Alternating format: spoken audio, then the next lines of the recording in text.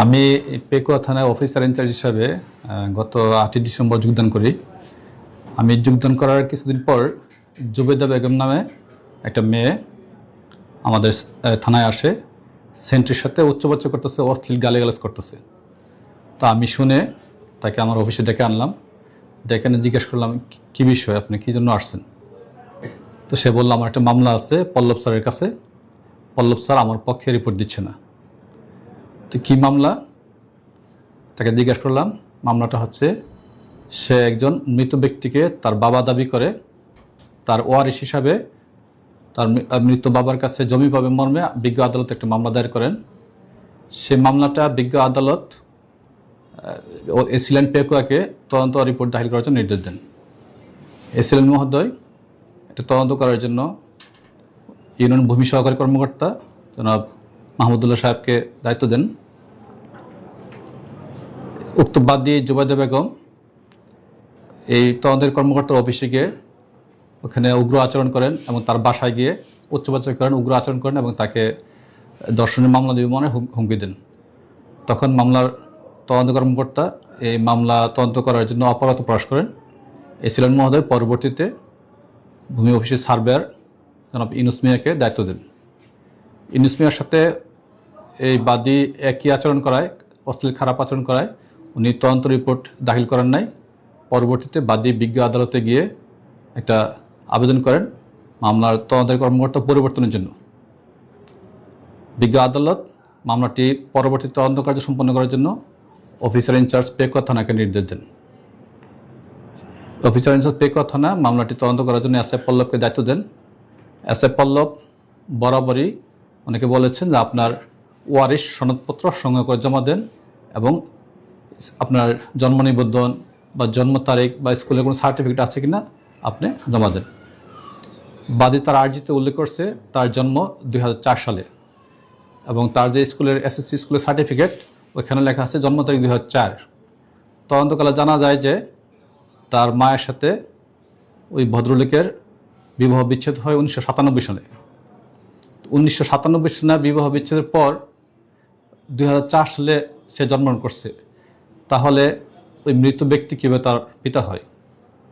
তো ওনাকে বারবার আমরা অনুরোধ করেছি যে আপনি ওয়ারিশ সনদ এনে দেন অথবা ডিএনএ টেস্ট করার জন্য বিজ্ঞ আদালতে আবেদন করেন।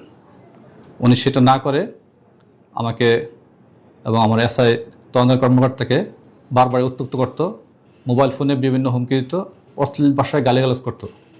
আর যখনই থানায় আসতো প্রত্যেকবারই একটা বিষের বোতল হাতে নিয়ে আসতো এবং আমার অফিসেও আসছে বিষের বোতল হাতে নিয়ে আমাকে হুমকি দিয়েছে যে আমার পক্ষে রিপোর্ট দেওয়া না হয় তাহলে আমি থানায় আত্মহত্যা করব এবং আপনাদের সবাইকে মামলা দিয়ে ফাঁসাবো।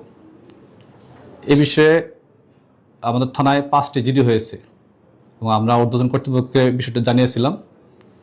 এর ধারাবাহিকতায় গত 3 তারিখে দুপুরবেলায় তিনি থানায় আসেন, এসে সেন্ট্রির সাথে ঝগড়ায় লিপ্ত হন।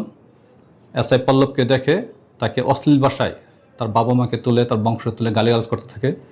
এসআই পল্লব সাথে সাথে দৌড়ে এসে আমাকে এসে রিপোর্ট করেন। এসআই পল্লবের পিছনে পিছনে সেও দৌড়ে এসে আমার অফিসের সামনে এসে অশ্লীল ভাষায় গালিগালাজ করতে থাকে। আমি উচ্চবাচ্য শুনে অফিস থেকে বের হয়ে সামনে যাই। আমি যাওয়ার সাথে সাথে আমাকে দেখে সে তার জামা কাপড় উঁচু করে অশ্লীল অঙ্গভঙ্গি প্রদর্শন করছে আমাকে এবং আমাকে ধর্ষণ মামলা দিয়ে হয়রানি করবে মর্মে হুমকি দেয়। আমি তাৎক্ষণিক মহিলা পুলিশকে ডেকে আনি। মহিলা পুলিশ তাকে শান্ত করার চেষ্টা করে এবং তাকে নিচে নিয়ে বোঝানোর চেষ্টা করে। সে মহিলা পুলিশের দস্তাস্তি করে আমাদের কনস্টেবল নাসরিন সেন্ট্রিতে নিয়োজিত ছিল, তার তলপেটে লাথি মারে। সে সাথে সাথে অসুস্থ হয়ে যায়। তার যে সিজারে বেবি হয়েছে সে সেলাইতে ব্যথা পায় এবং সে অজ্ঞানপ্রায় হয়ে যায়। পরবর্তীতে আর কনস্টেবল নিপা এবং কনস্টেবল তাসলিমা আসে। কনস্টেবল নিপাকে সে হাতে কামড় দিয়ে অসুস্থ করে ফেলে। মোটামুটি আমার 5 জন মহিলা পুলিশের সাথে সবার সাথে সে দস্তাদস্তি করে থানার সামনে গিয়ে সে শুয়ে পড়ে বলছে যে আমাকে তোরা মেরে ফেলছিস, আমাকে তোরা ধর্ষণ করার চেষ্টা করছিস, এই বলে উচ্চবাচ্য করতে থেকে চিল্লাফাল্লা করতে থেকে আশেপাশের লোকজন জড়ো হয়ে যায়। বিষয়টি তাৎক্ষণিক আমি আমার ঊর্ধ্বতন কর্তৃপক্ষকে জানাই এবং উপজেলা নির্বাহী অফিসার মহোদয়কে ফোনে জানাই। উপজেলা নির্বাহী অফিসার মহোদয় আমার ফোন পেয়ে উনি তাৎক্ষণিক চলে আসেন থানায়।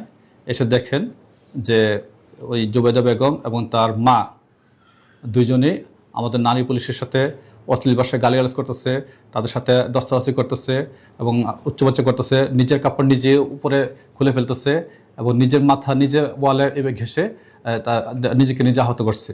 তো তখন তাৎক্ষণিক উপজেলা নির্বাচন মহোদয় এটা মোবাইল কোর্ট পরিচালনা করে এটা বিবেচনায় নিয়ে যে সরকারি ডিউটিরত পুলিশ সদস্যদেরকে আহত করছে ডিউটিরত অবস্থায় সরকারের কাজে বাধা হিসেবে তাকে 1 মাসের সাজা প্রদান করেন। দুঃখজনক হলেও সত্য, কিছু মানুষ গত পরশুদিনের ঘটনায় প্রকৃত ঘটনা না জেনে একপক্ষীয় সংবাদ প্রচার করছে। আমরা পেকুয়াবাসীকে জানমালের নিরাপত্তা দেওয়ার জন্য এখানে চাকরি করতে এসেছি, কেউ আমাদের প্রতিপক্ষ নয়। জুবাইদা বেগম সে যে উগ্র আচরণ করছেন, আমাদের নারী পুলিশ সদস্যকে আহত করছেন, এই ঘটনাটা পেকুয়াবাসী জানান না বলে আমি মিডিয়ার মাধ্যমে পেকুয়াবাসীকে জানানোর প্রয়োজন মনে করছি। এ বিষয়ে আমাদের ঊর্ধ্বতন কর্তৃপক্ষ অবগত আছে।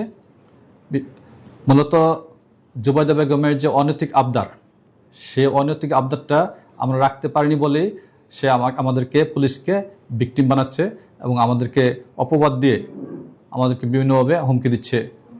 এই বিষয়টা পেকুয়াবাসীর জন্য জানা প্রয়োজন।